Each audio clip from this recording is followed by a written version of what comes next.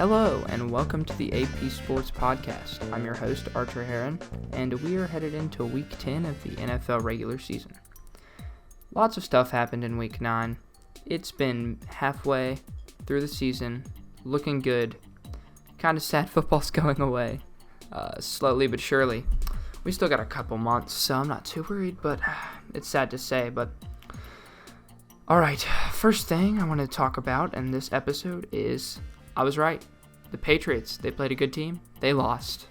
And honestly, a lot of it had to do with the Ravens actually playing really well. It wasn't all the Patriots being bad, I have to say.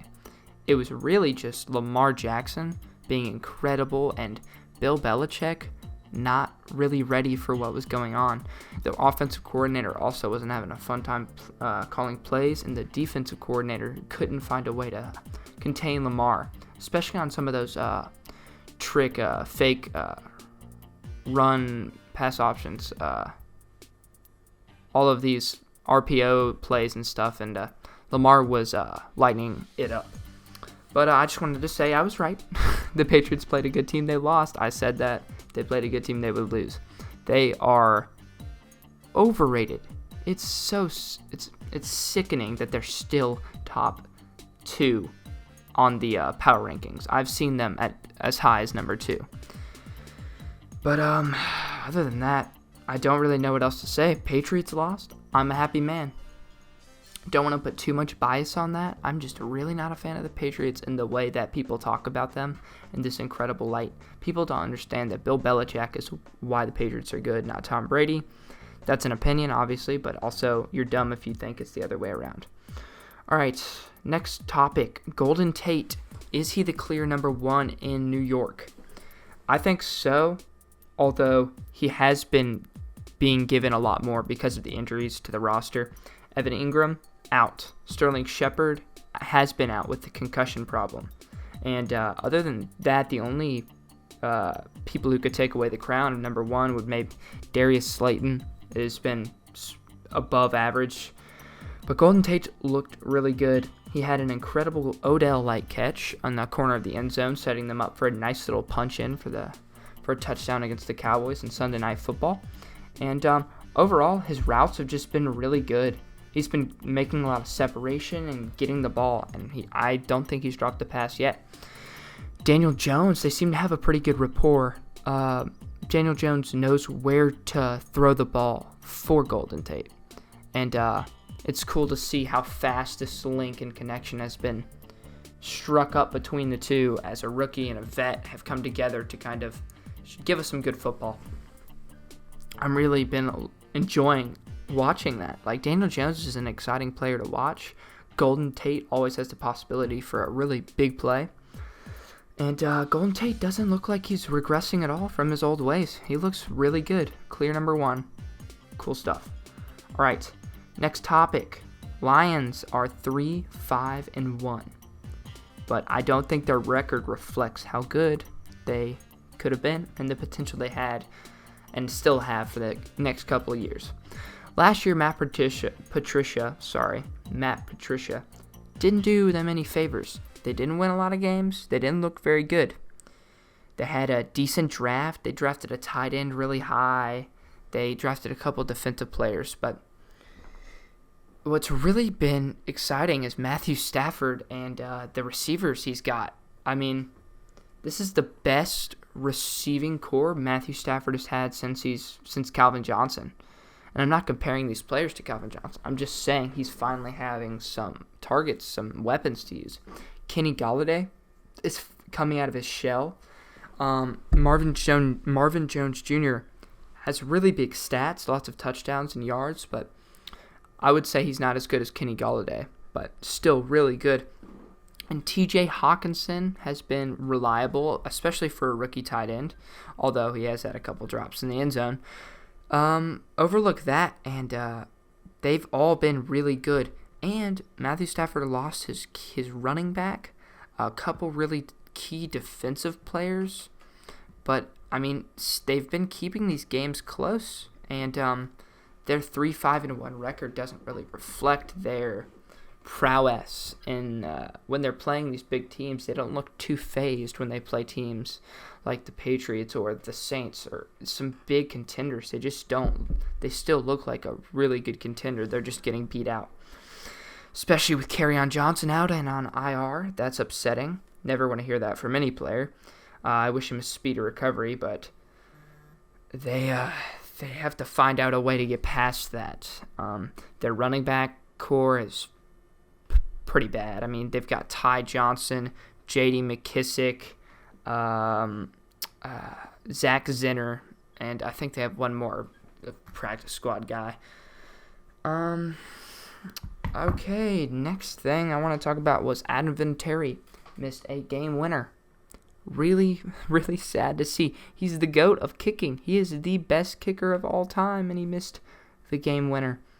And there's been a lot of debate about it, but the laces were clearly staring him in the eyes, right at the noggin. And he hit him, went left, shanked it pretty bad, and he cost him. Cost him a win, especially in the AFC South. That is costly.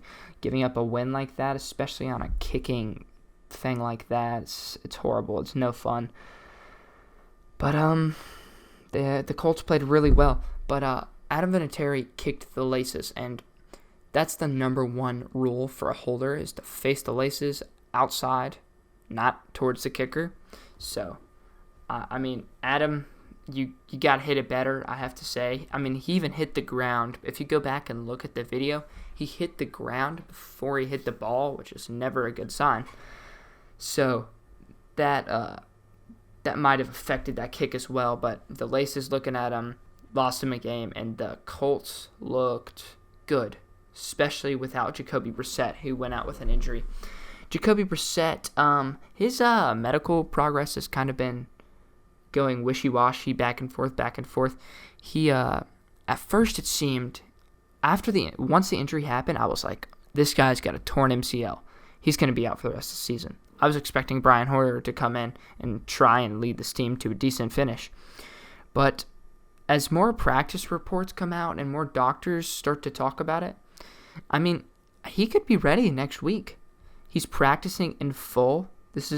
Today, it's Thursday. He practiced a full practice for the second day in a row. And I'm expecting him to play this week. I don't see why they would rest him. They need a win, especially if they want to stay in the playoff race in the AFC, which is pretty open. But if they want to win, they need to stay in it. And Jacoby Brissett's the guy that can do that for him. All right. Next thing I want to talk about, pretty big topic, is A.J. Green. It is time for A.J. Green to get out of Dodge. He needs to get out of there. He needs to run out of Cincinnati with all those things and find a new team. This is starting to become a Calvin Johnson-esque arc for A.J. Green. I don't want to compare him to one of the greatest receivers of all time. But A.J. Green, since 2011 for the Bengals, has had 8,907 yards and 63 touchdowns. Those are some insane numbers. In his entire career, if he plays 16 games in a season, he has had 1,000 yards. He has only missed 16 games 3 times, and in one of those seasons, he still hit 1,000 yards. In 2016, he played 10 games, and he had just over 1,000 yards. In 2018, he had around 700 yards, and he missed 6 or 7 games. And, excuse me. That was no fun. 2019, he hasn't played a single snap. And I don't know what to say. He is one of the most talented receivers in the game. But people forget about him. You forget about A.J. Green. I don't know if that's just me, but when I'm thinking, greatest receivers in the NFL right now, let me think. Julio Jones, Michael Thomas, DeAndre Hopkins, Devontae Adams. A.J. Green doesn't come to my mind. And he really is a top 5 receiver, if you think about it. His talent is there. The stats are there. And imagine A.J. Green on a team like the Packers or on a team like the Texans. Oh my goodness. Him on the Texans would be something else with Deshaun Watson.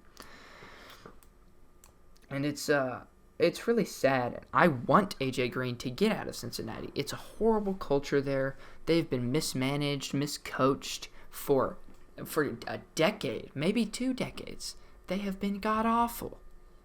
He has had a subpar quarterback for the past, 5 years? Andy Dalton, 5 years, yeah.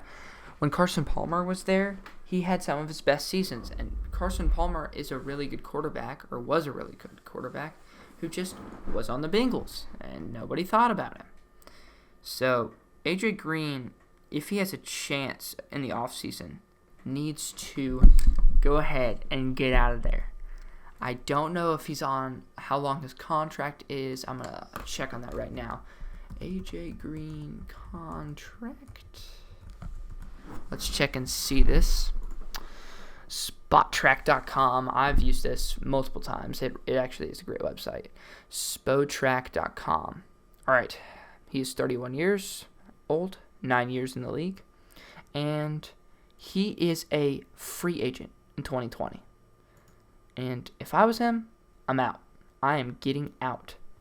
He signed a $60 million 4-year contract in 2015, and he has been injured in 2 of those 4 seasons. This year was his final year of his contract, and this next year he is going to be a free agent. And if I was going to guess, I would say I really don't know who would. I mean, a lot of people would go after him. I don't know who would get him. I think that the Saints would pretty heavily offer him to come over there, and I think AJ Green would probably think about them the most just because he has the most chance to get a ring and make a big impact and really come in, especially with the Hall of Fame quarterback, if Drew's still there, and Michael Thomas to his side. I think if AJ Green went to New Orleans, that'd be really cool.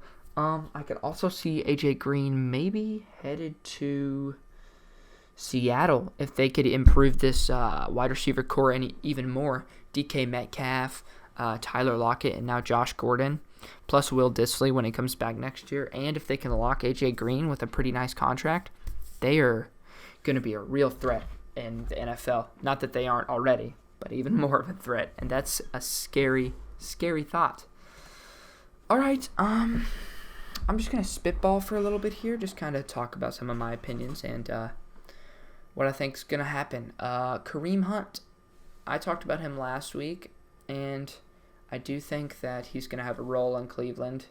It's been told to us he's going to have a role in Cleveland, and I don't know what Nick Chubb's, I think if the Browns really kick Nick Chubb out of this starting job, like to try and get him like a 50-50 split, I'm going to be upset. Nick Chubb deserves the job he has. He's the one bright spot right now for the Browns, and they need to keep it that way.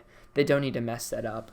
I do think Kareem's going to get some work, especially in the passing scheme of things, but Nick Chubb should really have that running back carries locked up, maybe 4 or 5 taken away from him, but I think Nick Chubb will still be really good as long as the Browns organizations decides that's what they need to do. All right, next topic, Adam Thielen, injured. He was injured in Week 8, came into Week 9, and played a snap or 2, and then immediately came out. His hamstring reactivated. And with hamstring injuries, never fun. They can reactivate at any moment. And I really think Adam Thielen might be out for that. He's going to be out Week 10. That's a guarantee. He has a bye Week 11. He might be back Week 12. We'll have to see how he's recovering from this hamstring. But Devin Singletary had a hamstring problem this whole season, and he's missed all but 3 games. Maybe 4 games. But Adam Thielen should probably take a couple games off to really get himself back into full shape and form so that they can the Vikings can make a playoff push at this point. They look really good, and if they can beat out the Packers they can lock that up. Especially, also, they are a top wildcard team in the NFC with the Seattle Seahawks. So we'll have to look around at that as well. I also wanted to talk about. I have some notes written down. Let me go ahead and check those out. Brian Hoyer played really good for the Colts. That was cool. Jacoby Brissett came out, and then Brian Hoyer came in and almost led him to a win. If Adam had just nailed that kick, maybe they'd still be in it. All right, I'm going to take a second right now to kind of shout out our Instagram. Our handle is AP_sports with a 0 instead of an O on the sports. We are going to be posting daily news updates and some new graphics, and we will let you know if there's a new podcast episode out. I'll post something about that on Instagram. I will try and leave a link in the description of this YouTube video. On Spotify, don't forget AP_sports with a 0. That's AP_sports with a 0. We are at 104 followers. Go ahead and throw us a follow. We're not going to clutter your feed up. We're just going to give you some news and make sure you know what's going on around the league whenever you need it. Especially if you want to go ahead. If you're playing fantasy football, this is a really good because we actually get the news out most of the time on average, probably about 15-20 minutes before the NFL posts anything about it. So go ahead and keep a lookout for that. Last topic I wanted to talk about would be Cam Newton. He has been put on IR for the season, and Kyle Allen is going to finish the season off for the Panthers. And I think this is a really, really good move by the Panthers. Cam Newton needs time for his foot and his shoulder to heal, which is going to take some time. I've heard that his foot has not been getting better. He has gone to a specialist, and they have recommended this move, and the Panthers decided to, and that's really good on them. Kyle Allen needs time to develop in the league, and so far, he's looked great. He had a really rough game against the 49ers, and then came out slinging against the Titans. He looks really, really competent and comfortable in his position, especially in the pocket. And Christian McCaffrey's doing him a lot of favors. I will hand him that. Christian McCaffrey is an MVP frontrunner with Russell Wilson right now for me. Next thing. Alright, you know what? Kind of a short one today, but I'm going to go ahead and end it there. Don't forget to throw us a subscriber, throw us a subscription, and follow us on Instagram. That's AP_sports with a 0. Please follow us there, and we will make sure to give you as much news whenever we can, as soon as possible. We really do post before most other Instagram sources, just because we can make these graphics a lot faster, and I like the aesthetic of the graphics. They look really cool. So go ahead and give us a follow over there. Thank you so much for listening. This has been the AP Sports Podcast, and I will talk to you next week. Have a great day.